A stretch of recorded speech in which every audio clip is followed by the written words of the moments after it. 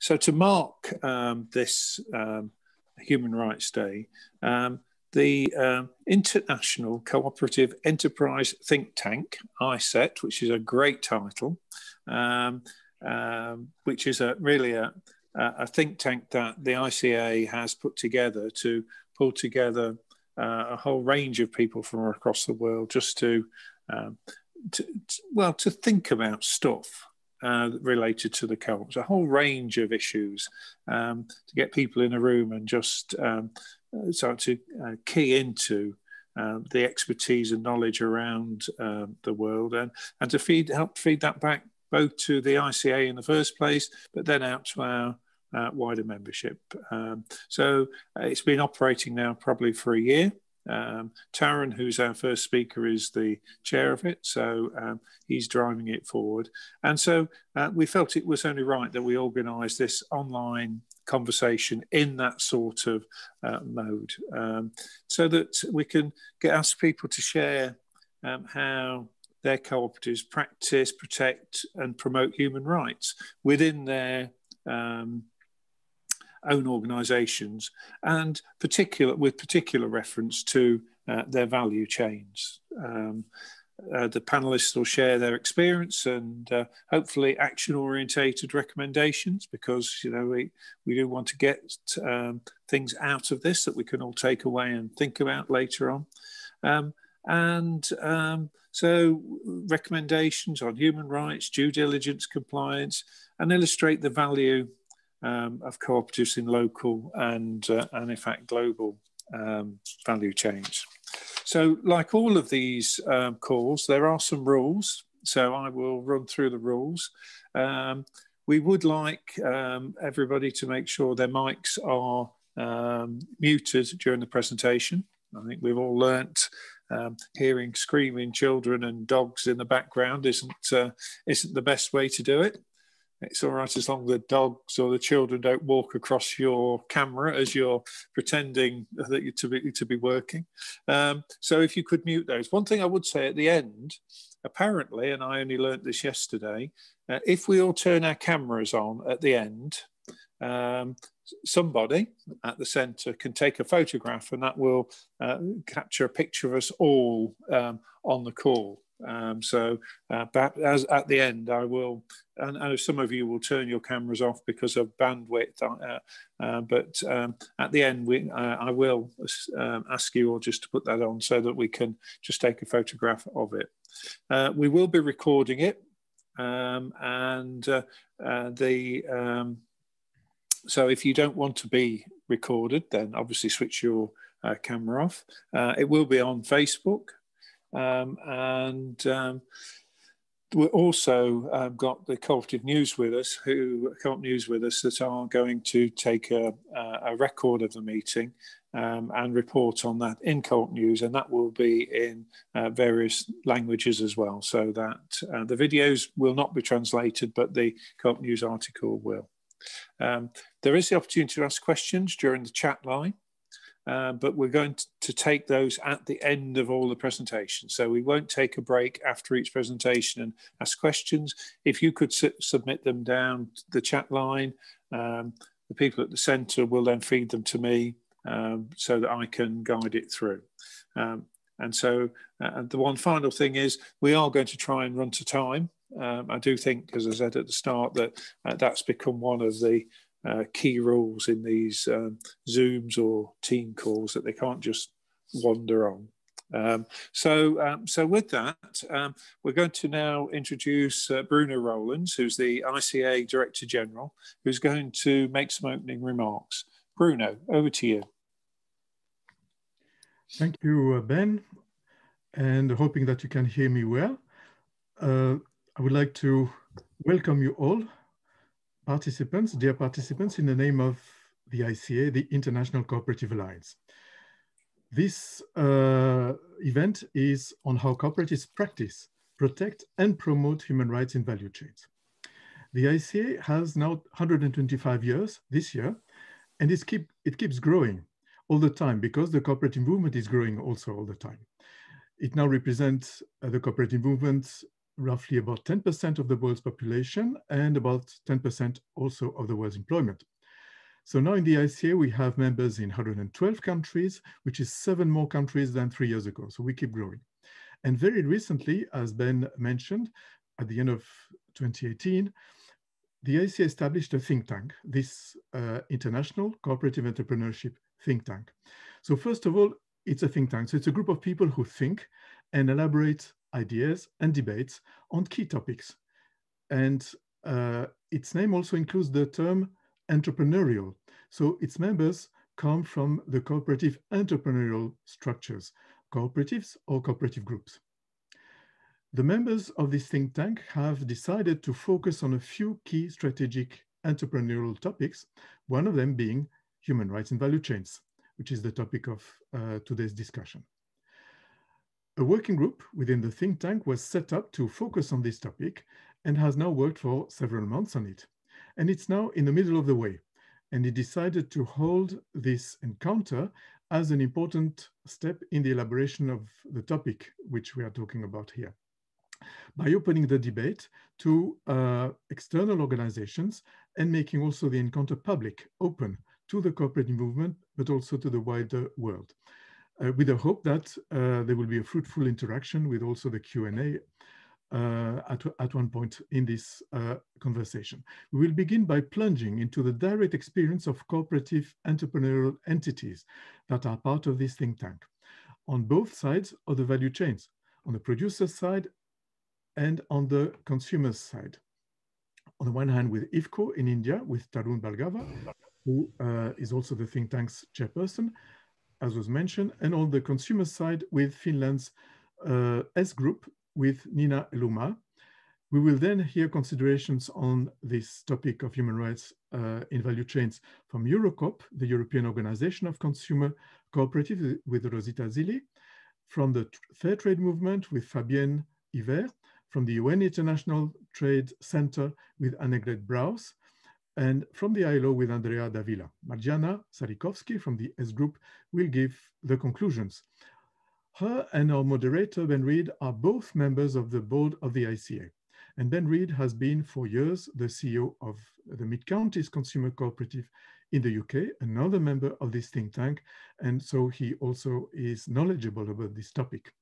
I wish to thank all of them whom I just mentioned for contributing to this session. Now, value chains and supply chains constitute a key entrepreneurial concept in the world today.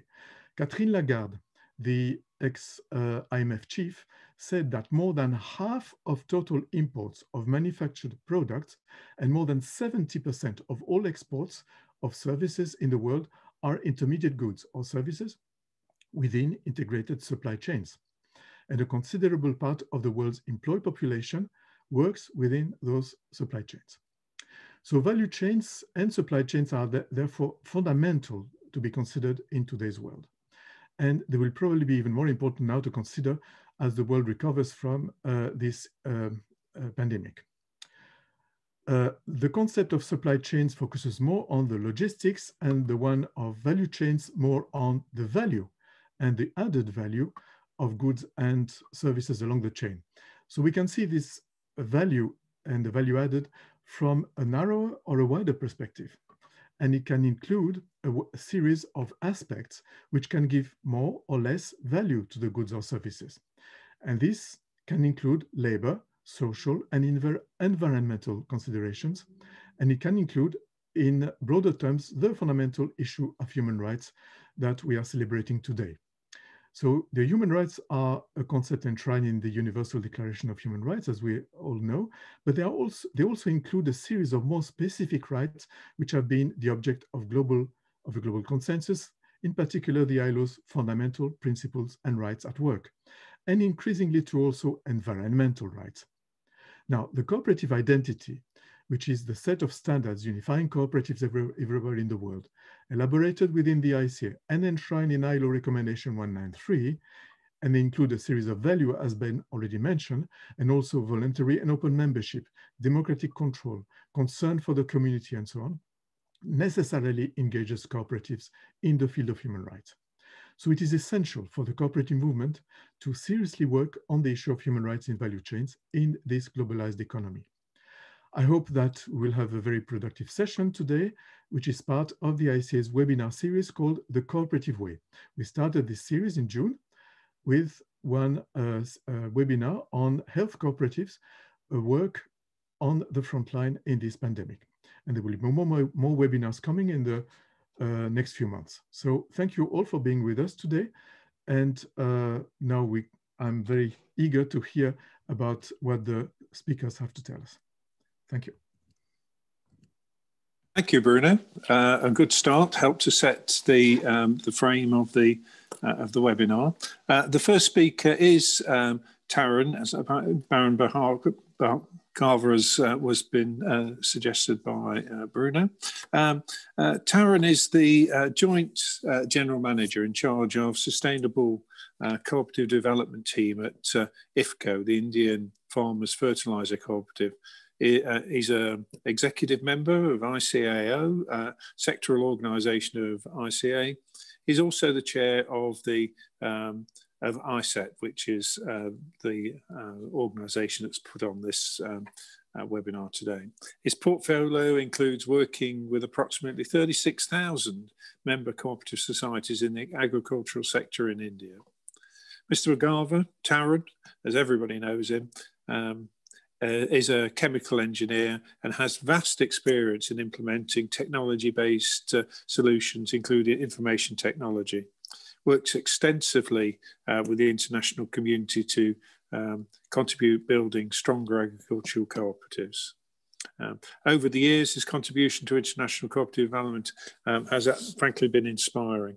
IFFCO, being a leading agricultural cooperative at global level, is dedicated to make sure that the lives of millions of farmers is improved through its initiatives. It has continuous engagement with global cooperatives, as I can give a reference to. He's one of the best cooperators I've met for many years. So delighted, Taran, that you can kick off this webinar. It's over to you. Thank you very much for your kind words, Ben. I'm so delighted to be here with all of you today. Thank you, Bruno, my co-speakers, dear Nina, Rosita, Fabienne, Annegret, dear Andrea, dear Mariana, dear friends from the cooperatives who are attending today's webinar. It's a great honor to speak on this special day, which is the Human Rights Day. And as briefed by Bruno and Ben, what we are doing at ICETT, everyone knows. And specifically this webinar we have on human rights and value chains. This is one of the subgroups we have a part of ICETT. And I'm very proud to say that Mariana from Finland is leading this subgroup within ICETT. And we are trying to do some new things in ICETT on this. And as you see, my topic today is the producer cooperative perspective, and I'm representing IFFCO. Friends, IFFCO is a producer cooperative, and we are the largest cooperative in the world manufacturing and marketing fertilizers.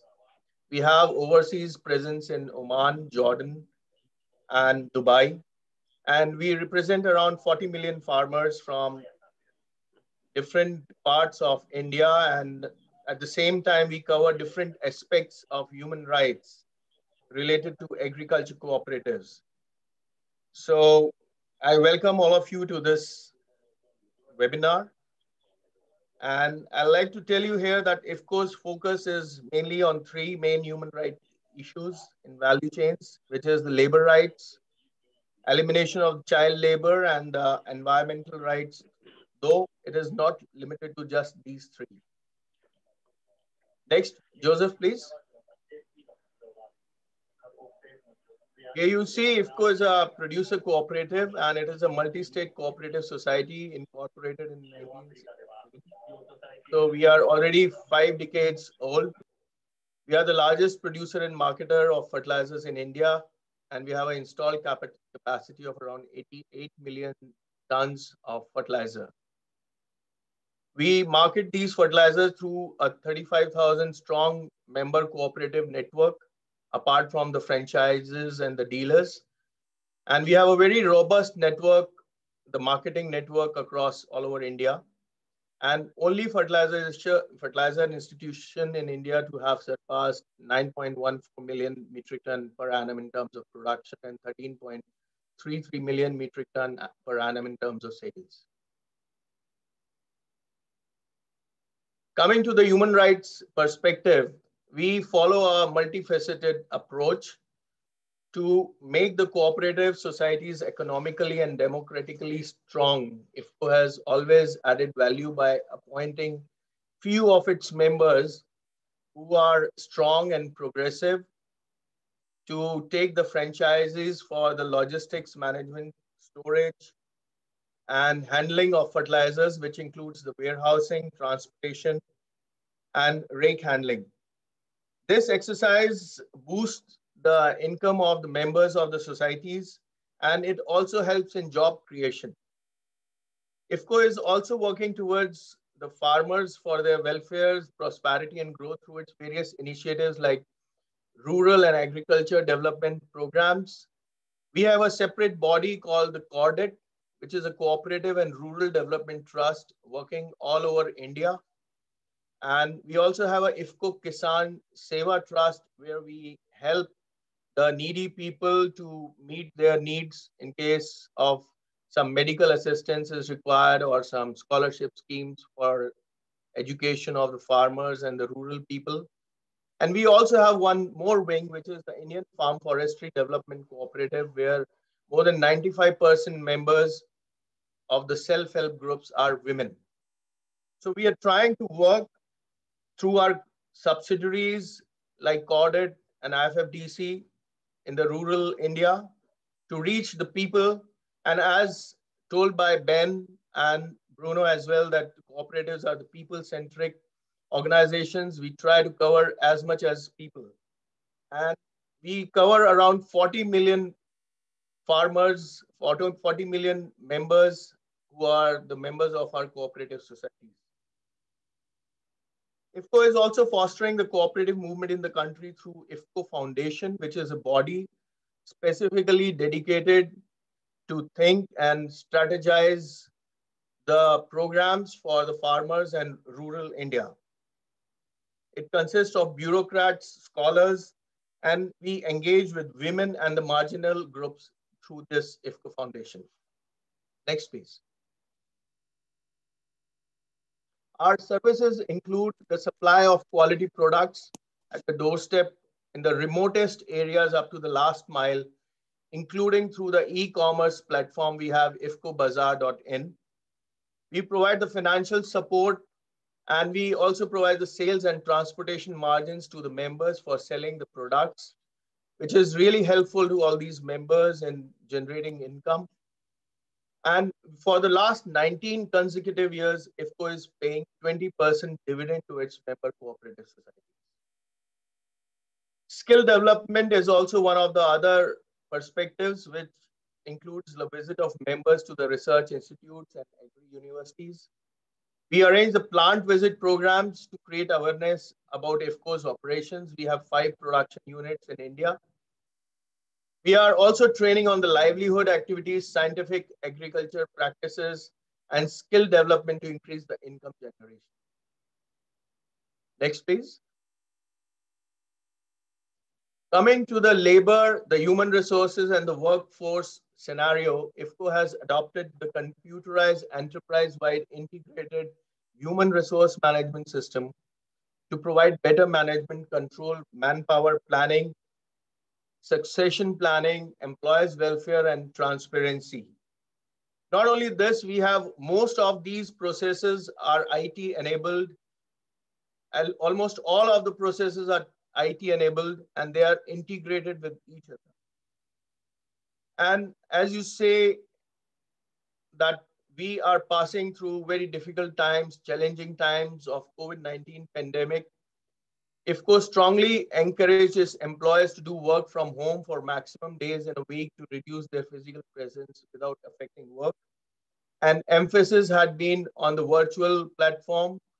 We have all our setups having the virtual setups and video conferencing, and even our annual general meeting, the General Assembly was organized in a virtual way at 114 locations. IFCO strongly supports the women empowerment and is continuously working to remove the inequalities among its workforce. Today, women have been employed across all disciplines like engineering, finance, human resource, IT, cooperative relations, etc. Further, IFCO has approved reservation of 5% seats for women delegates in its RGB. And we have also started a network portal for job creation by the name of ifcoyuva.com. Next, please.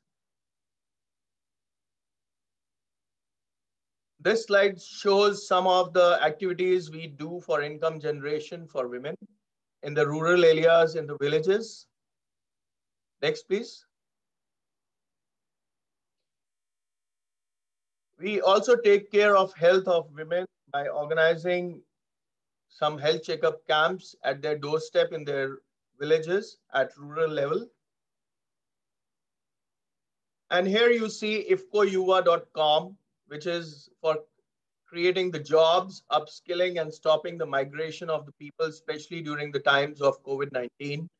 This site has been very useful, and we have around 2.5 crores, that is 20.5 million people who are connected through this portal.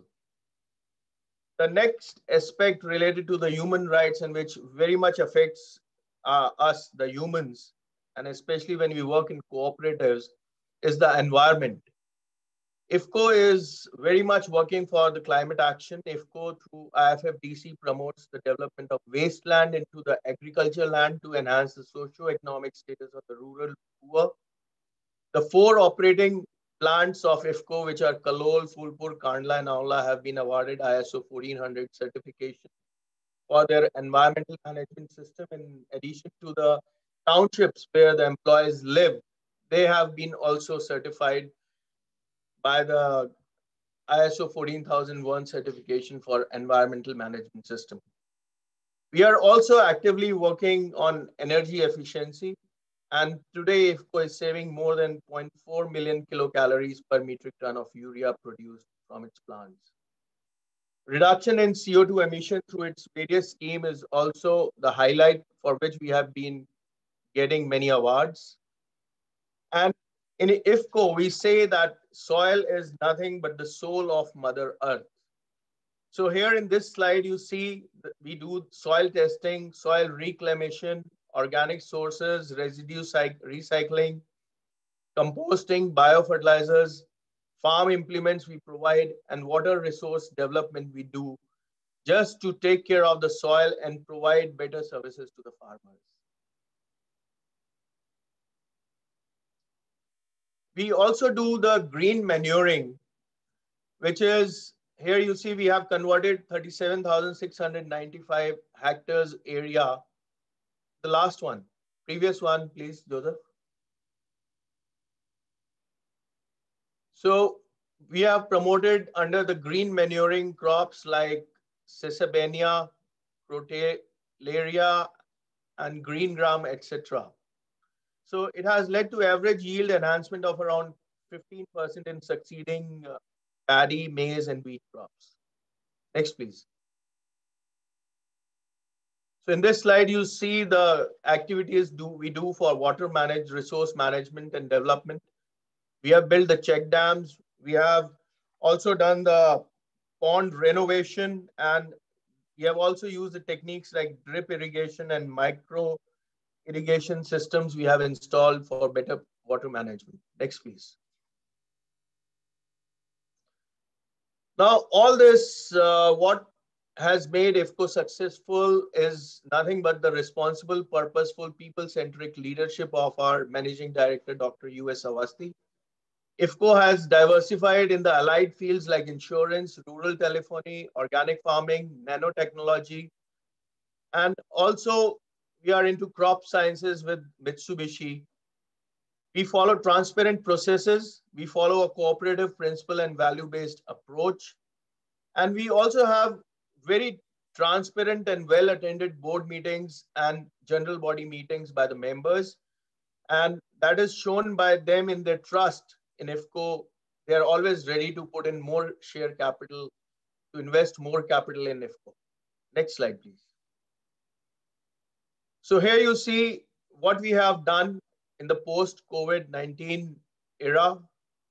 We have prioritized into 6 different action points, which is prioritizing health and safety of members, farmers, and employees, review and conformity to the business continuity plan, fighting Corona hand in hand with the government, communicate with key stakeholders using digital mode, increase livelihoods and farmers' income the organic way, and achieving self-reliance through IFCO nano products. And by this, we have affected around lives of 700,000 people across India. Next, please. Here you see during this COVID times, here you see our Managing Director, Dr. Avasti, who is almost on daily basis, he is holding virtual meetings, virtual visits to our plants to take the reports from different people and energizing everyone, motivate them to move forward. Next, please. IFCO has also diversified into the organic farming, and we have set up Sikkim IFCO Organics in one of the states of India. So we are so much committed to the environment you see here in this slide. Next, please. One of the latest achievements of IFCO had been the proprietary development of nano nitrogen. We have applied for the world patent for this. This is going to replace the chemical fertilizer urea. Around 500 ml of one nano nitrogen will replace one bag of urea of 45 kgs. We have conducted around 11,000 trials, and out of which 8,719 harvests have been good on 94 different crops. In the next slide, you will see what are the advantages of this nanotechnology-based agri inputs. So this nanotechnology-based products have potential application in field of agrochemicals, fertilizers, animal husbandry, medical sciences, food processing, and precise and enhanced use of efficiency of nutrients have added advantage for better soil, environment, and human health, beside attaining higher crop yields with minimum resources. Next, please. So IFCO's focus is on 3 main human rights issues in value chains, which is labor rights, elimination of child labor, environmental rights through its not limited, though it is not limited to these 3. We are working on very large perspective in different areas. And I'm very happy to be here today. Thank you, Bruno. Thank you, Ben. And thank you, all of you who have given me time for patient listening. Thank you very much. Well, thank you very much, Taran. You did worry me as you went through and talked about 20% dividend to your members. I think you need to be a bit careful before you broadcast that. It could get all of us in quite some difficulty. But thank you very, very much for that. Our next speaker is Nina Aloma from another great cooperative, one that believes in working around the world and joining in with all the ICA activities. And she's Senior Vice President of Sustainability at S Group from Finland. Nina is passionate about sustainability and believes in positive development in the role business has in tackling sustainability challenges facing the globe, in collaboration with different actors along the value chain. She has wide experience in different fields of business, such as energy, sourcing, and sustainability. So Nina, over to you, representing S Group from Finland. Thank you very much, Ben. And thank you for having this possibility to tell you a bit about the human rights work that S Group is doing. Happy to be here, and great to have this kind of a webinar on the Human Rights Day. I will start shortly telling our approach on the human rights and then dig into one example of our human rights work and what we have been doing. Next slide, please.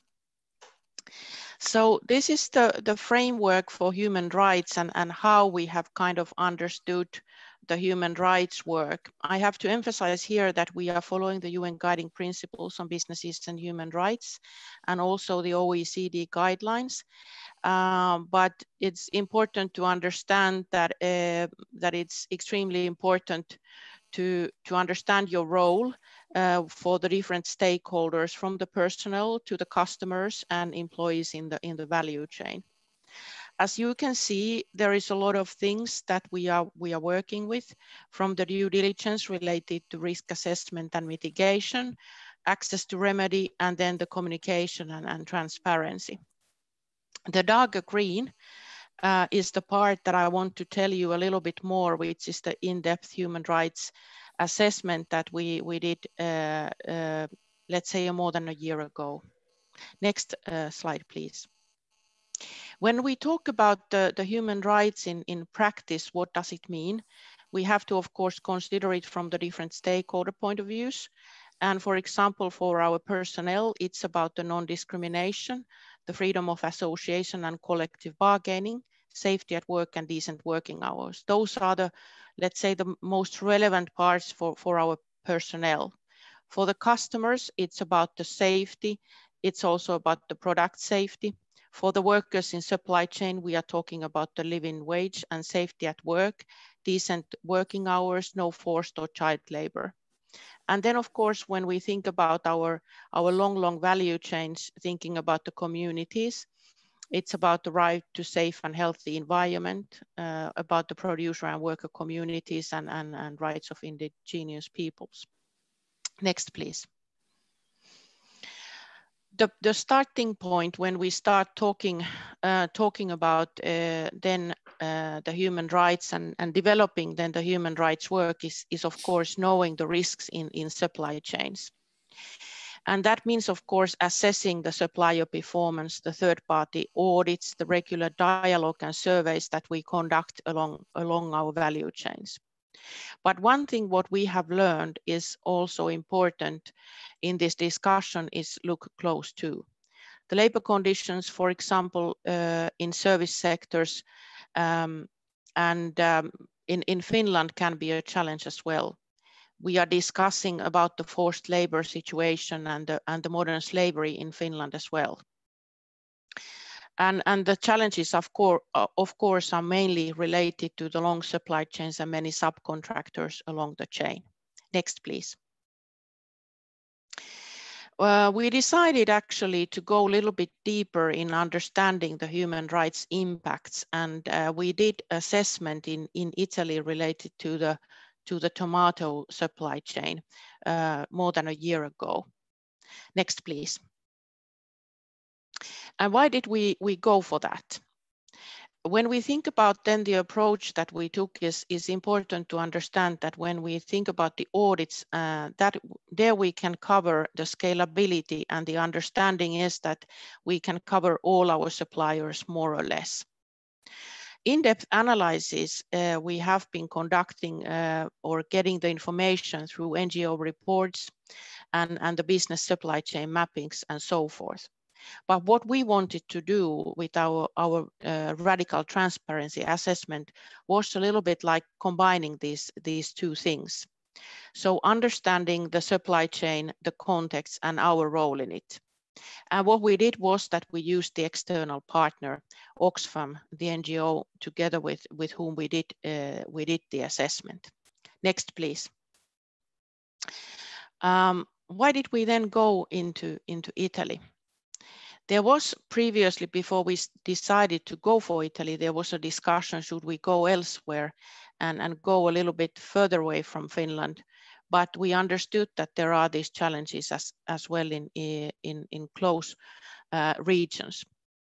So there is a lot of vulnerable workforce available.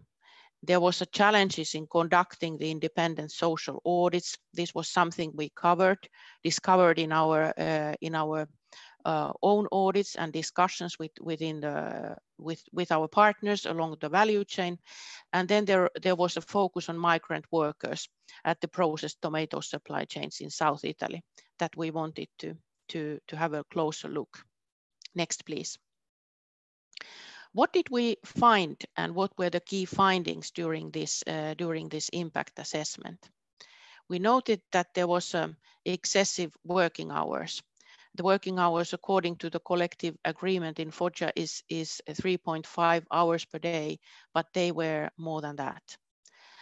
There was a challenge related to the daily wage, and also the recruitment process and the intermediaries used in the recruitment that actually has 40 to 50% deductions from the salary, which means that there was the elements of forced labor.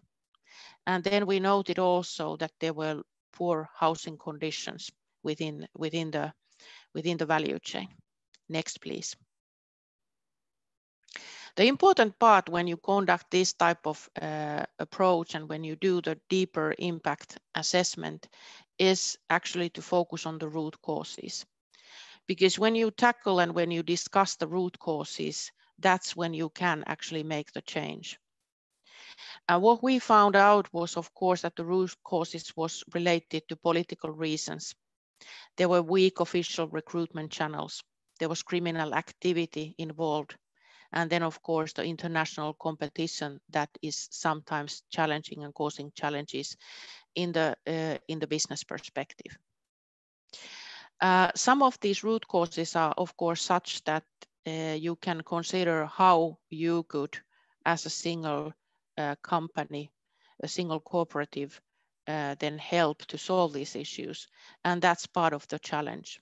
You can't be the only one who is tackling these topics, but you have to use the leverage.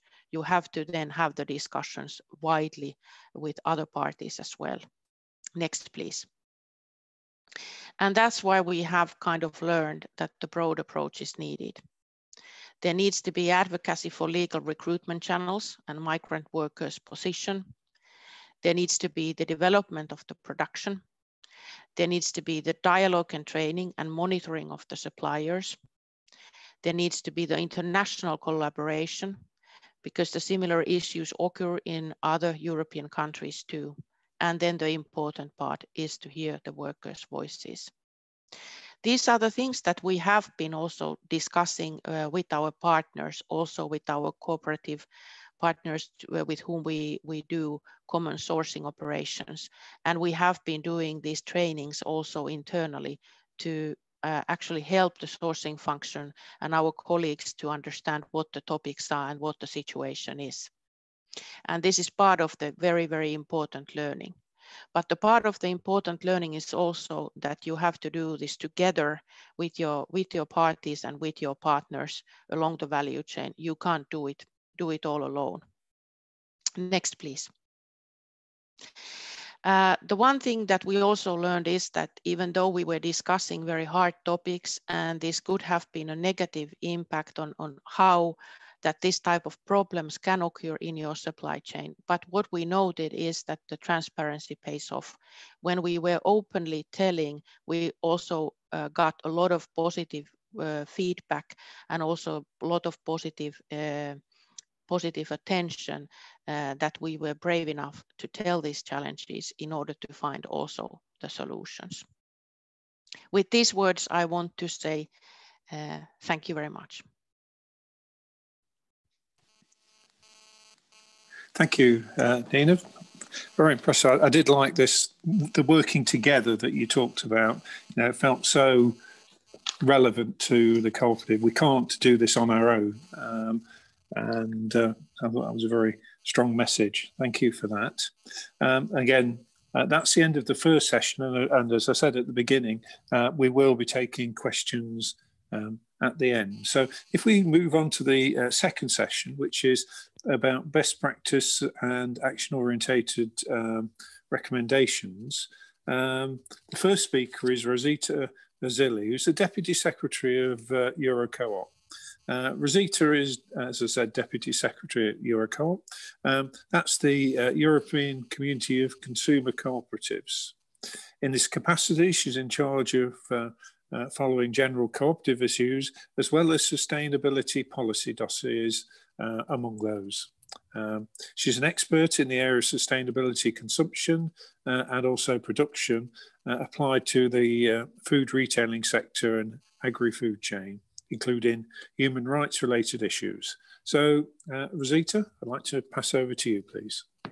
Hello, thank you very much, Ben, for the introduction. Hello, everyone across the globe. I know that someone is connecting from India, from Africa, so we're really working across the different time zones. I hope none of you is too asleep for the moment.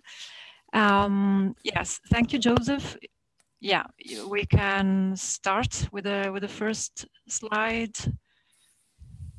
Yes, so first of all, a few facts and figures about us, about Eurocoop. We're the European Association of Consumer Cooperatives, founded back in 1957, the oldest EU-level cooperative association, and we represent 19 national structures for a total of 7,000 individual cooperatives and 30 million consumer members. Our cumulative turnover, if we were one sole enterprise, it would be of 69 billion euros. So this is just to give you a bit the idea of the magnitude of the movement in Europe. Next, please. So much has been said already about human rights in value chains, but I wanted to give, nevertheless, a few data to frame the issue. So the ILO says that more than 450 million people work in supply chain related jobs throughout the globe, and all these people, they work throughout different legal, regulatory, human rights standards. So there's a huge complexity as far as human rights is concerned. There are some international treaties, some international guidance, which is there. And in particular, there's the United Nations Guiding Principles on Business and Human Rights, which stipulates that companies should undertake human rights due diligence. But this is a recommendation which is unfortunately often disattended because, of course, it is not binding. And when we speak about violations, we speak about a wide array of those, including labor rights, child labor, environmental damage, and many more. Now, next, please. So, and on the issue of human rights and value chains, how can we frame the cooperative difference? Of course, it has been said at the beginning, cooperatives base their operations on an established set of values and principles, among which their social responsibility and care for others. This is why the respect of human rights in value chains is not really a choice, but it's something that cooperatives do because they are cooperatives, because it is part of their DNA. And how do they do that?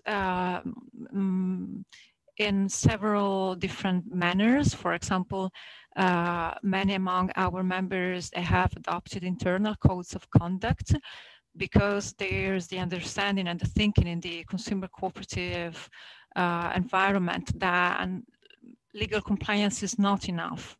There's moral compliance, which is even more important.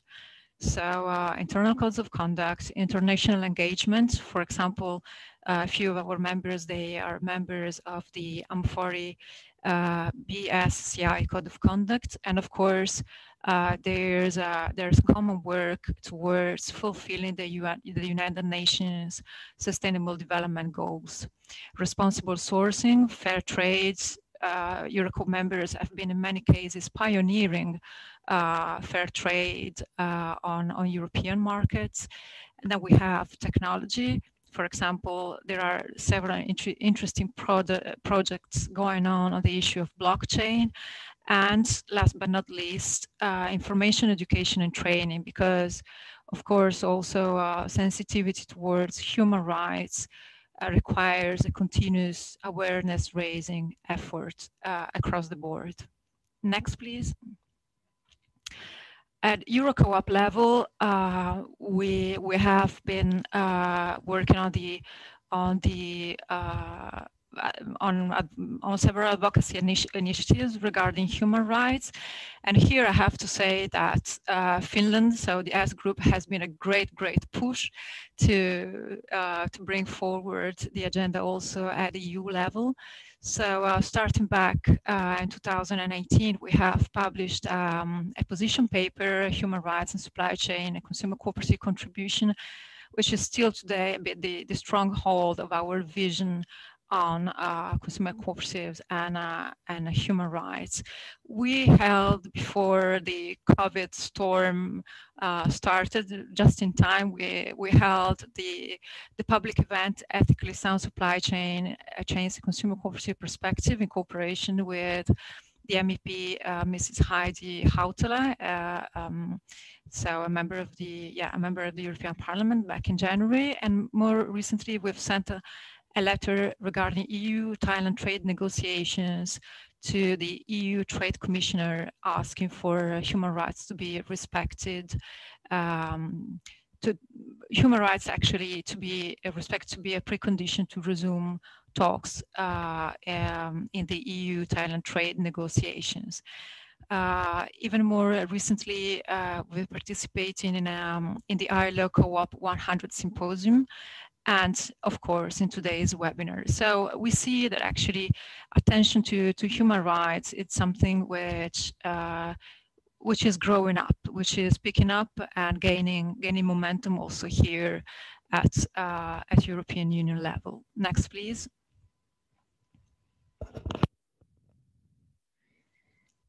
Yeah, well, I won't say much about Finland because Nina has said it all already, but as I've said, the important thing for us here at Eurocoop is that the S group has been really a strong promoter of the need to progress on the human rights agenda, also here at Brussels level. So, Nina has spoken lengths already about the impact assessment they've carried out with Oxfam. They have an ethics index which measures also personal trust in ethical measures, which the S group undertakes. Of course, responsible procurement, audits, fair trade. They're a member of the M40 BSCI initiative, and they participate in the supplier ethical data exchange SEDEX. But again, this is for Nina to know much more than I do. So going to the next slide. The other case that I would like to talk about is the one of Co-op Italy. Roughly 1 year ago, they have closed a vast campaign, which was called Buoni e Giusti, which in Italian is good and fair, which was aimed at fostering ethics in the fruit and vegetable supply chain, especially, and this was also a kind of joint work with the S group, especially as far as the orange and the tomato supply chains were concerned. So a lot of work has been done by Coop Italy and the S group in the fruit and vegetable supply chains in southern Italy. Since more than 10 years, they have a website which is Coop Origine, so Co-op Origin, from which consumers can verify origin and main ingredients of each product. So this is also an operation of quite, as in Finland they would say, of radical transparency. And they have their own branded fair trade line, which is called Solidal. Next, please. Then we have the cooperative group. They are also very engaged and committed on the issue of human rights. They have several policies in place. the ethical trade and human rights policy, the sound sourcing code of conduct, the sustainable procurement and supplier policy, the human rights and trade policy. They are also part of the supplier ethical data exchange database. And they have an initiative in place which is called City Hearts, which stipulates for paid work placements for victims of modern slavery. And another flagship initiative they carry out is the Alliance Stronger Together, that they carry out together with suppliers, and through which they provide tools and guidance for them to reduce forced labor and human trafficking in value chains. And last but not least, the Cooperative Group in the UK is the largest global convenience seller of fair trade products. So this is something which is really worth noting. Fourth and last case is Co-op Norway. They are the founding member of the Ethical Trading Initiative, and they are subscribers through co-op trading of a code of conduct which requires third-party audits for suppliers from and in risk countries. Next, please. So a few conclusions from this presentation is that, as has been said at the beginning, and it is also one a big part of our advocacy efforts here in Brussels, is that the cooperative model is per se conducive to a high respect and uphold of human rights protection in value chains. Human rights, another consideration that that we see more and more is that human rights issues are often interlinked with environmental ones. This also has been mentioned earlier on, and of course, much remains to be done for human rights to be fully respected in value chains. The solution, from our point of view, encompasses a greater acknowledgement of the positive impact of the cooperative business model. This is something for which we fight very, very hard here in Brussels. And a key word is really partnership throughout the value chains. So with other institutional or non-institutional stakeholders. In addition to that, the positive role that can be played by technology, for example, with all the potentialities brought by blockchain, and of course also the relevance and importance of communicating about human rights in value chains, both at internal and external level. So next. Yeah, I think this is it. So thank you very much for your attention. And of course, I remain available for any questions you may have. Thank you. Thank you, Rosita.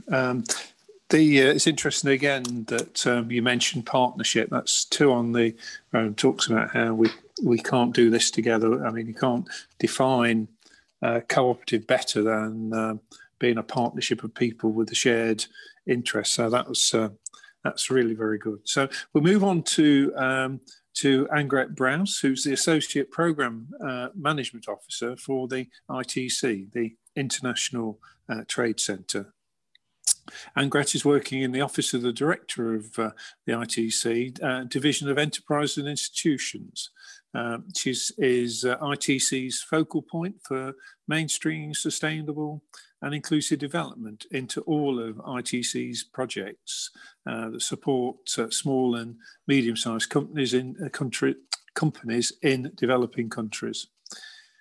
In this context, gender equality, youth empowerment, climate change, and social responsibility is of key importance, and how the integration of these angles can increase the competitiveness of small and medium-sized companies. So, Angret, over to you.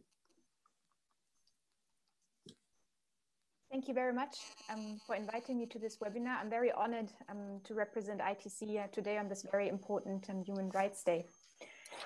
Just a few words about ITC before I start on the actual topic. ITC is the subsidiary of the World Trade Organization and the United Nations. And our aim is really to support the competitiveness and the internationalizations of micro, small, and medium-sized enterprises in developing countries. And how we work is really at 4 different levels. So on the one hand, with the MSMEs directly, and that of course also includes the cooperatives.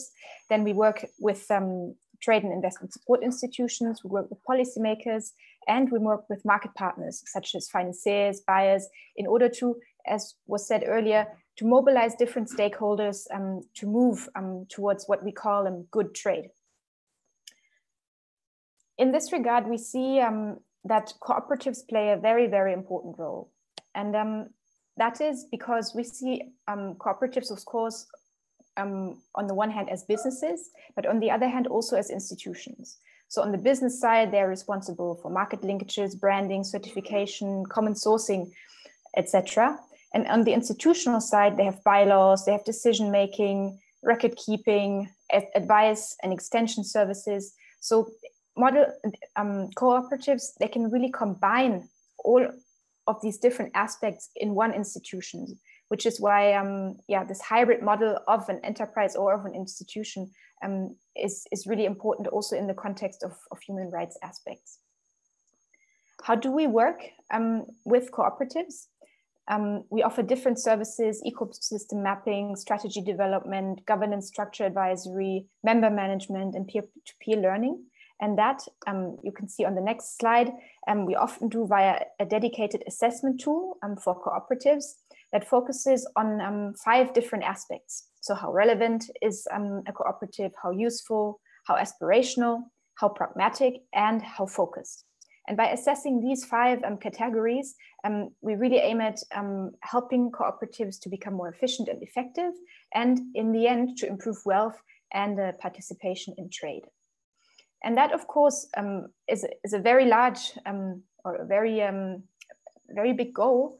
And this is why also, the human rights perspective plays a very, very big role in this assessment. So how do we do this? And that you see on the next slide. In relation to human rights, we as ITC, we put special emphasis on 4 different areas. And that is social responsibility, that is gender, youth, and that is also green growth. And the first speaker earlier talked about the environment also playing a very important role already. So when we talk about social responsibility, what we mean is that we want to monitor the effects of our project's activities, including the working conditions, human rights, on transparency, etc. And also that we as ITC really respect and promote the Declaration and Fundamental Principles and Rights at Work of the ILO. For gender as well as for youth, we work on 2 aspects each, which is on the one hand addressing inequalities, but on the other hand also creating economic opportunities and creating decent jobs, especially for the younger generation. And then finally, in relation to the environment, we look at a mutually supportive relationship between businesses and the environment, that on the one hand, impacts are mitigated from and onto the enterprise, but also from, for instance, climate change. Diving deeper into the aspect of social responsibility, I would just like to highlight that we really see this as an ethical framework to act for the society at large. And that this is really, for us, the recognition of balancing economic goals as well as the societal goals. And we see this really enshrined in the conventions of the ILO that talk about the freedom of association, the abolition of child labor, of forced labor, and of course discrimination in respect of employment. And while these principles do sound very high level, but they go to the core of it. Because what we see in our work is what you can see on the following slide, on the example of agricultural value chains. Whilst we might not be really seeing child labor, but what we see are very things that are ingrained into the daily work. For instance, employment conditions of workers without long-term contracts. That could be, for instance, seasonal workers in agricultural value chains. And given this vulnerability of not having a very fixed job, they are, of course, prone to receive negative impacts from this type of employment.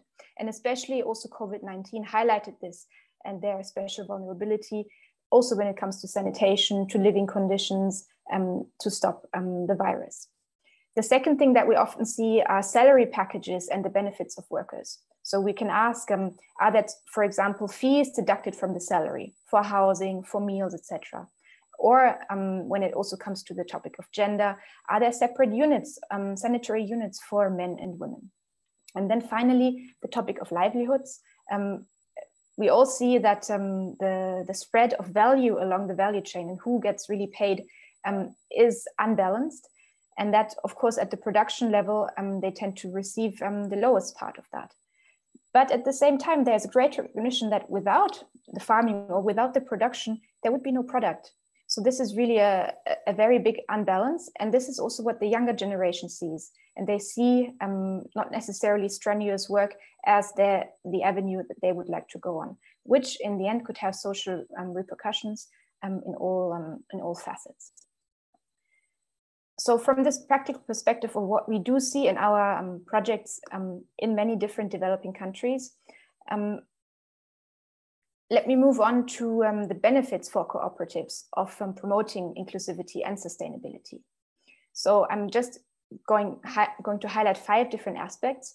One is increased volumes and improved poverty. And that especially, for instance, by increasing the supplier base, by including women farmers. Long-term sustainability of supply because of the adoption of sustainable practices, including climate smart practices. This supply can be more stable because they're more resilient to climate change impacts. It can also improve the financial situations of households and be more attractive to youth.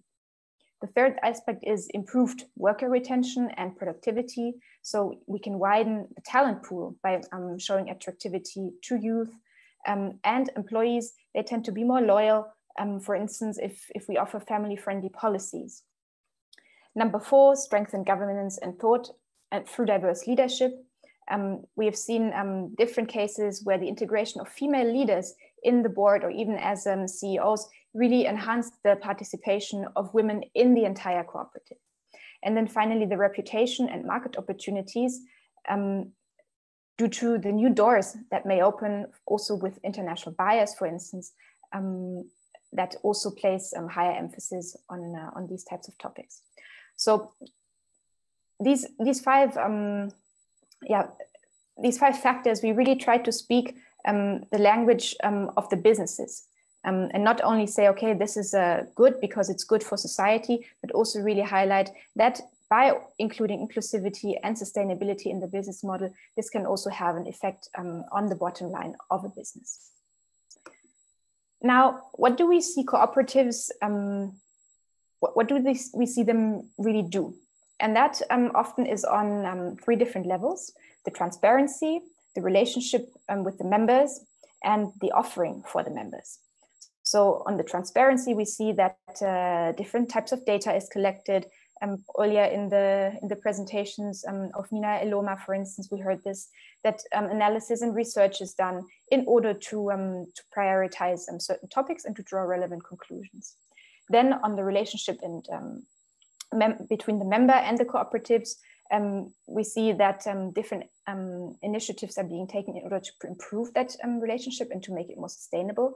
And that, not the least, also relates to the employment practices that basically, as I said earlier, fair contracts are given that also provide more security to the workers. And then on the 3rd level, the offering for the members, we see sometimes that the cooperatives reach out all the way to the household level to promote and educate. Also that there are training opportunities offered by cooperatives in terms of technical training, also in relation to access to finance. And then finally, also training and sensitization on the topic of human rights in particular. With this, I just wanted to give one example in relation to the 1st level, in relation to the transparency. So best practices that we have seen here, for example, are self-audits or external audits also to increase the understanding of the supply chain through gathering data. And very relevant indicator that we use would be the number and the percentage of women and men members registered, leaders or lead farmers or managers at different levels, in order to really see from the data point of view what is actually happening. That could also be expanded for assessments for specific target group. I already mentioned youth in particular for, in this regard, training and needs assessment. And then of course, to document the existing successful approaches and to really promote them, which is what we also try to do here in this webinar. With this, I would like to briefly mention one case study that we have seen in our work. That is especially of TechnoServe, a technical assistance provider, as well as Nespresso, where they really looked into the role of women in selected value chains in Indonesia, Guatemala, and in Ethiopia. And so what they saw is that by gathering this data, they would understand better, on the one hand, the role that women play in the household, but also in terms of taking decisions on spending. And also, in the end, the interest of women to change things or not. And this was applied by developed by Nespresso, but it's also widely available now online, and that could be also an interesting resource for cooperatives to consult in case they also would like to engage in a similar activity in relation to gender equality, for instance. Now, the final thing which I would like to talk about, and which I did not put on a slide, is also the trend that we see at the international, at the policy level, also in developed countries, that social responsibility is, and human rights are becoming more and more important.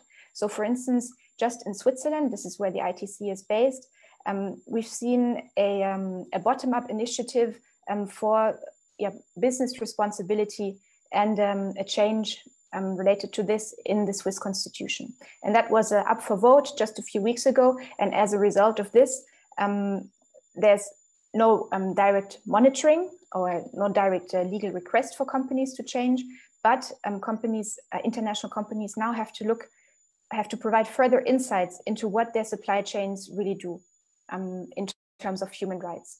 And that is really a trend that we have seen in different European countries, with France also. We talked about Finland earlier, and where we see that international buyers, they also from a policy perspective in the coming years will be pushed towards the directions of providing more transparency on what is really happening in their supply chains. And this is also another trigger for change on this topic. So finally, with the last slide, I would like to highlight that, of course, we're also very happy to work together with different members of ICA that we have on the call. And we also have different resources such as Standards Map, and would really be keen to engage and share and work together. So with this, let me thank you very much for having me here on the panel. Thank you very much, Angra. Very fascinating. I actually owe an apology. I managed to turn over 2 pages as we were going through the presentations and actually cut out a whole speaker. So apologies to Fabienne Eva, who is the project coordinator at the Fair Trade Advocacy Office. I must admit, I was thinking we were doing really well for time, and I couldn't quite understand that. But sorry, Fabienne, but your turn is with us now. So Fabienne, as I say, works for the Fair Trade Advocacy Office in Brussels. Her area of focus is mainly sustainable trade and development, global value change, and in particular, cocoa and human rights due diligence. So Fabienne, last but by no means least, over to you. Thank you, no worries, no problem. So thank you for giving me this opportunity to contribute to your webinar. So as said, I work for the Fair Trade Advocacy Office, which speaks on behalf of the global fair trade movement, with the aim to advocate for trade justice and fair trade to improve the livelihoods of small farmers and workers. So with this perspective, I wanted to speak about human rights in value chains from the perspectives of small farmers and workers. So next slide, please. So I'd like to share with you the perspective of fair trade producer cooperatives in the Global South, especially from Latin America, and share with you their challenges, the realities they face on the ground and their expectations, and also talk about how sustainability schemes such as the fair trade system can support an HRDD approach. Next, please. So as said by the previous speaker, there is now quite a big push for legislation, especially in various countries, but also at the EU level, to have a law that would require companies to conduct human rights due diligence process. So in the fair trade movement, we are very supportive of this, and we're asking for it to be mandatory, but we don't want just a tick box exercise or paperwork to be done by companies. We really want a law that will lead to real change on the ground and real change in company behavior that will be beneficial to small farmers and workers. For that, we've commissioned research work to the University of Greenwich, together with Brot für die Welt, a German NGO.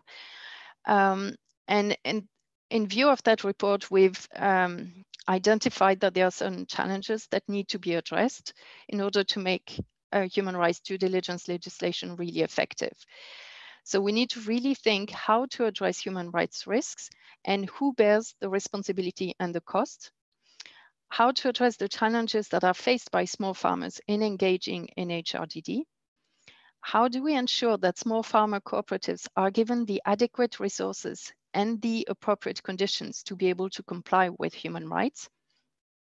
How do we achieve that HRDD frameworks that are flexible, that are adapted to local realities, and that respond to the expressed needs of farmers and workers? And finally, we need to think how to address developmental and structural issues from a business perspective, and identify which issues can or cannot be entirely addressed at the supply chain level. So some of these are unanswered, but they need to really be thought through as we're contributing to developing an HRDD legislation. Next, please. So let me share with you the information I received from our member, the CLAG, which is the producer network of fair trade in Latin America. They've been engaged a lot in the whole debate on HRDD and are formulating what the challenges are from their side to comply with a human rights due diligence process. So first, we need to be aware that agricultural production happens mostly within the informal sector, and that farmers' organizations operate often within contexts of very high poverty, very strong inequalities, which means a lack of fulfillment of other human rights and in turn of fundamental causes behind human rights violations. In many cases also they have low profitability, very low incomes, which means that many farmer organizations are struggling to survive and to cover the cost of a sustainable production in respect of human rights and the environment. They also have limited capacity and expertise to cope with the human rights processes, which are very time and resource consuming. They also increasingly face demands around social sustainability, and this needs to be matched with financial sustainability of farmer organizations. So that means they need access to markets, they need good prices, they need living incomes, living wage, so that they can respond to these social sustainability requirements. Next, please. So from their perspective, what is expected from their buying companies is first a long-term engagement with farmer organizations, both at commercial level, which means stable commercial relationships, and also in addressing human rights. What is very important, as a bit of a fear in this context of due diligence legislation, is that companies might so-called cut and run, which means run away from suppliers where high risk of human rights abuses are identified. This is detrimental to farmer organizations, and for them it's much more important that companies would remain with them accompany them, help them, support them in addressing the human rights risks that have been identified.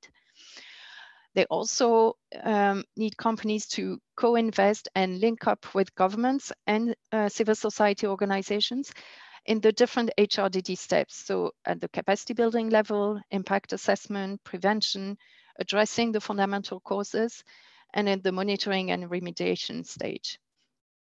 And finally, it's important that they address the correlation between living income, living wage, and the climate change and the fulfillment of other human rights, because all three are interconnected. Next, please. Okay, now let me move on to the sustainability schemes. We hear more and more in the policy debates that certification and sustainability schemes have failed. I think this is a wrong message. We need to rather go for a complementary approach. We recognize that voluntary initiatives like sustainability schemes have some impact, but they are not sufficient and they cannot alone solve the human rights violations in global supply chains. That's why we are asking for legislation as a complementary tool. And ambitious sustainability schemes like the fair trade system, for instance, can offer some invaluable support for the HRDD work by companies, by workers, by small farmer cooperatives. This in turn doesn't mean that companies should just shift the responsibility to sustainability schemes and just buying certified products would be enough. No, the companies need to remain responsible for conducting a human rights due diligence process, but they can use sustainability schemes at different steps, different stages as a tool to support them. Next, please. So the fair trade system is really committed to the human rights approach. They've issued a human rights commitment in June 2020. They're really advocating publicly for mandatory human rights and environmental due diligence at EU level and at national level in different countries. And they're also doing their own HRDD process and conducting an impact assessment on their own operations. And finally, they also have through their own work, through their standards, their producer support, their monitoring and evaluation and so on, they can support the farmers, the workers, the commercial partners in their own HRDD work. Next, please. So our vision, I know we're running out of time, so maybe just to conclude, our vision for human rights due diligence legislation is that it should cover purchasing practices of companies. It should not lead to a shift of burden of compliance to producers, but it should lead to a real change in the company behavior. It needs to take into account the challenges and the constraints of small farmer cooperatives in the HRDD process. They need to be involved at all stages of the process and in the design of a legislation. And they need to be supported in meeting human rights. And they need to be given the capacity and also the financial resources to do so. So we'd be very happy to collaborate with ICA on advocating for that. So that's it. And thank you very much for this opportunity. Hope I didn't take too long. No, Fabio, the least I could do was let you to finish, wasn't it, after such a bad start? Thank you very much for that. As I am conscious of the time, and these webinars do tend to have a time slot that people have allocated. So we have had a number of questions, and what I'd like to suggest is I'm going to ask one of the questions now of the different speakers and see if we can get a contribution. But the others we will follow up with an email response after the webinar. So if you'll bear with me for that, because some of the questions are quite deep and they're just not going to be answered quickly with a yes or a no, and therefore we wouldn't be able to do justice to them. But there is one that I think is particularly relevant to the fact that actually the ICA are behind the organisation of this, and that is, I really would be interested to hear from the speakers as to what kind of international coordination they think would be needed to really develop co-op value chains and to really get the benefit from cooperative values and principles. So I'll just throw that out to any of the speakers. Anyone wish to give an input on it and their thoughts? What could we do more? Where could, you know, the ICA can't do things, but it ought to have an idea of what its membership would like us to prompt or coordinate. Hopefully that's so.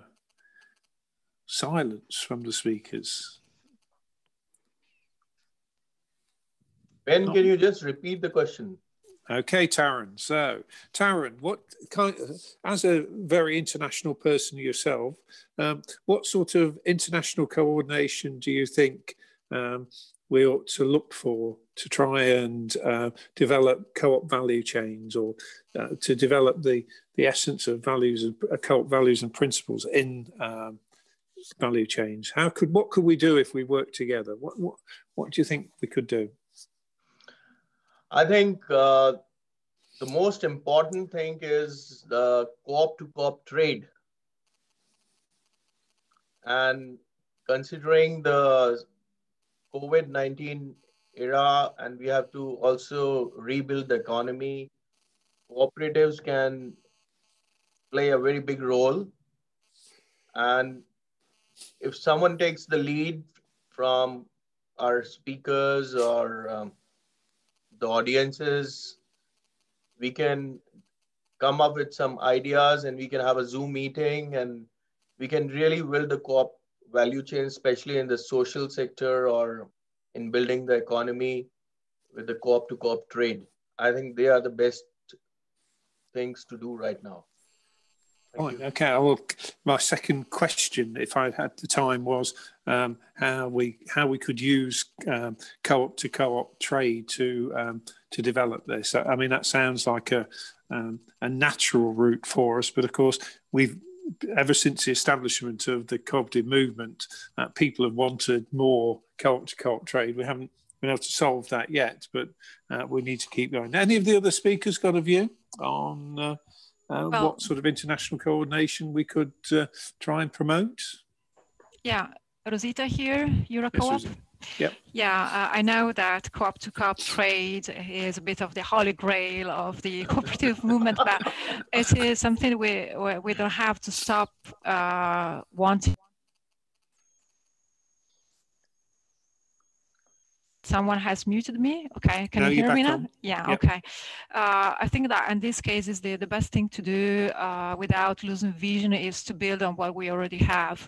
For example, in consumer cooperatives, we have, in many cases, a very well-established value chain with producer cooperatives in the global south on fair trade. Which is there, it works, and it's just a good example to work at. At a European level, there's the Cooperatives Europe Development Platform, and I know that they have been working also with the fair trade movement for a lot of time, so we have a very good cooperation in place. So yeah, in a nutshell, just to look at the positive examples which you have already out there and to build on those. Well, thank you very much for that. And I must admit, I spent a lot of years trying to do this, and that's one of the reasons I got to know S Group, because they're very keen on it, and it was a delight to hear that you talked about the cooperative group engagement in Euro Co-op, because there was a time that wasn't the case. So, and it's great that we're back in at the party. Any of the other speakers got anything to add to this? Okay, well, we will. There are questions, and I'm sorry if people think that they would like to come in now, but we do need to run to time. We will respond to those that are on the chat line. We'll find a way of getting back with a response to that. So perhaps I could now just ask Andrea De Villa, the technical officer from Enterprise Department of the International Labour Organization, the ILO, who's a very close partner of the of the ICA to make some closing remarks. So, Andrea? Thank you, Ben, and thank you, the ICA, for the invitation to this webinar. I work for the International Labour Organization, as you mentioned. And of course, for us, the cooperatives are instrumental and, you know, to decent work. And that's the reason why we, you know, when the organization was established in 1919, sorry, 1 year after the cooperatives unit was also established. So this is just to show you how the ILO gives importance to cooperatives since the beginning of its existence. And this is not a coincidence. And as Bruno, next please. As Bruno mentioned, 10% of the global employment is provided by cooperatives or within the scope of their operations. So this means that it's a very important percentage that we shouldn't neglect. And of course, cooperatives are present in all tiers of the supply chain and are instrumental in generating income, creating employment, and advancing formalization of the informal economy, which has been recognized in 2 of our ILO recommendations, and of course on the promotion of decent work. Next, please. As, yeah, I like when Rosita mentioned about the how cooperatives, how human rights are part of the DNA of the cooperatives operations, and that's precisely, you know, what we have seen, and because they are based on their operations that are based on values and principles that adhere completely to human rights and labor rights, of course. So I would like to talk briefly about how, you know, the relation between cooperatives and the respect of fundamental principles and rights at work. For example, for child labor, we know that the global estimates of 2017 said that 152 million children around the world are in child labor. And non-neglectable, almost 80% of them are working in agriculture, a sector where cooperatives are, as we know, present. And how cooperatives have been acting. So in the ILO, we have been doing research, and also from the experience in our projects, we have seen that cooperatives improve the working conditions of adults, which may have an effect in reducing child labor. So they don't use child labor because their labor conditions are better. Then also very important how cooperatives, their apexes organizations and support organizations provide education, awareness raising on the risk of child labor. And also some cooperatives have been providing access to education to children through scholarships, through building a kindergarten, through providing loans to members for them to send children to school. Regarding forced labor, estimates again in 2017 said that 25 million people are in forced labor, and how cooperatives can act again, facilitating the transition from informal to formal economy. And we have seen that in sectors that are prone to forced labor, such as, for example, domestic work or mining or construction, cooperatives have been formed by these workers to improve their workers' rights. Cooperatives have also been providing services for survivors of forced labor through, for instance, or mainly social cooperatives, and also building alliances with networks of anti-slavery and anti-trafficking. Then regarding discrimination, discrimination based on gender, race, disabilities, LGBT remain prevalent and widespread around the world. The gender pay gap is at 22% globally.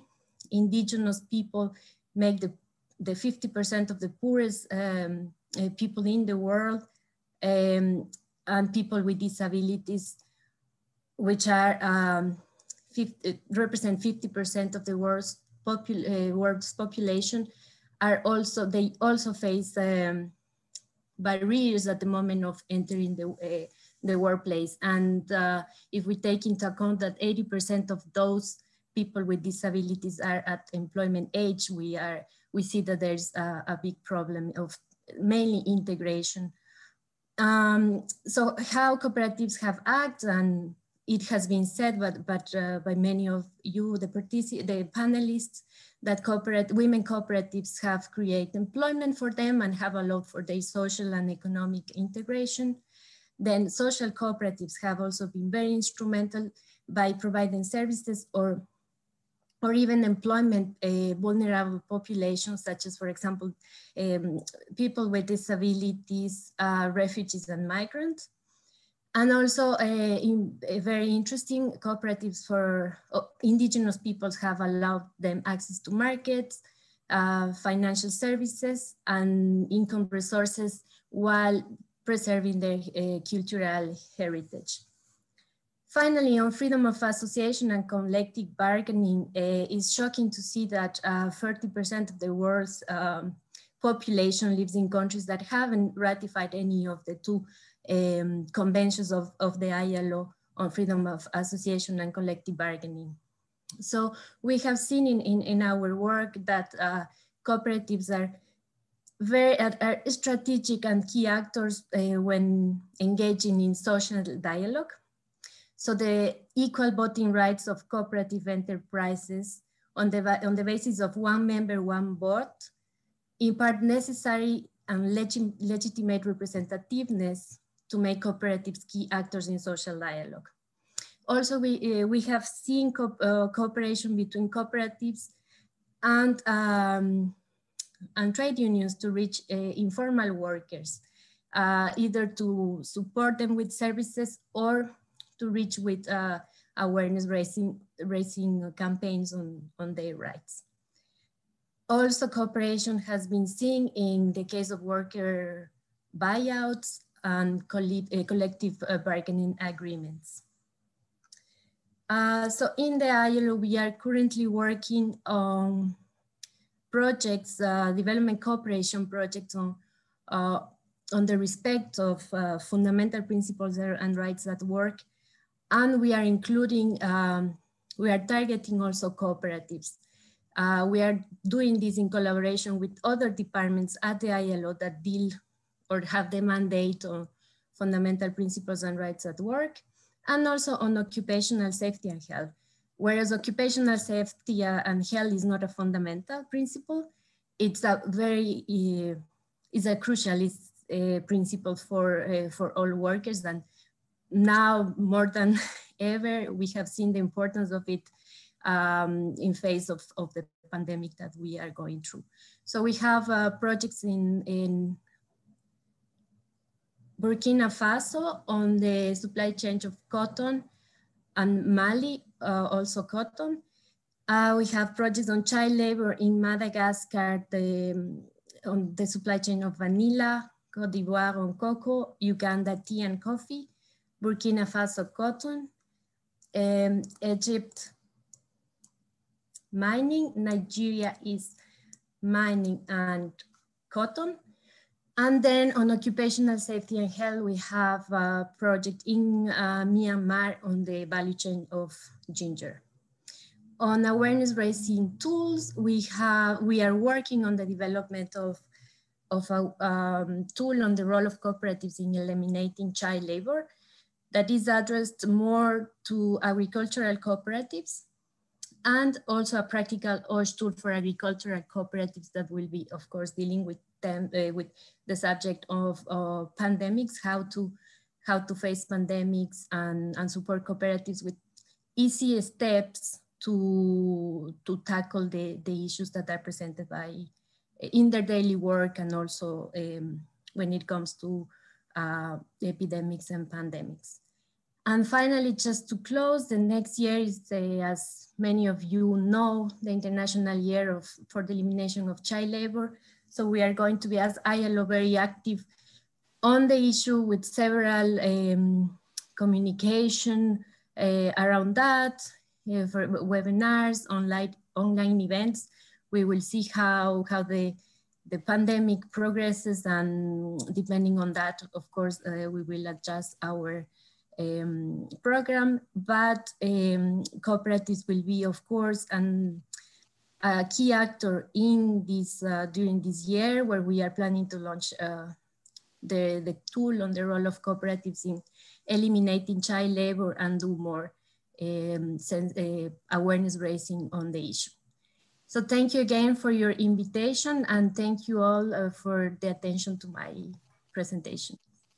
Over to you. Thank you very much, Andrea. Great to hear from the ILO. As I said, a really fundamental partner of the ICA. I can't think of an organisation that would share our values any more than the ILO. In conclusion, can I ask Mariana Sarakowski, who's one of my fellow ICA board members, to close the webinar? Mariana, over to you. Thank you, dear Ben. And I will be brief because we are running out of time. But today, on the UN International Day of Human Rights, and of course, on behalf of the ICETT Working Group, I have the honor to thank you all, our panelists, our audience, and of course, our marvelous ICA team for joining this first webinar on human rights and making this possible. Without you, this hasn't been today live. So we hope that the presentations have inspired you, and you will give us feedback a few minutes of your time, and you will receive an email from us next week to do that. But our theme on human rights in value chains is important to all of us, because in this context, we are all cooperatives, we are business units, as has been mentioned. And the human rights are, of course, near us in many other occasions too. And I take the opportunity to mention that UN has recently highlighted the role of women when celebrating International Day for the Elimination of Violence Against Women. But human rights in value chains are linked with the gender-based violence in the workplace, considering that women are a big part of the working force around the world, and also in cooperatives, as mentioned in many presentations. But human rights are also linked to the cooperative principles, which gives us a very strong starting point for our efforts in the future with this theme. And together we are stronger, as said before. And also with this important topic, we need each other even more than ever. So thank you once again, and have a happy International Day of Human Rights. And I hope you will join our other webinars coming in the near future. Thank you. Thank you, Mariana. Thank you, and I will get into trouble if I don't ask everybody just to hold for a moment.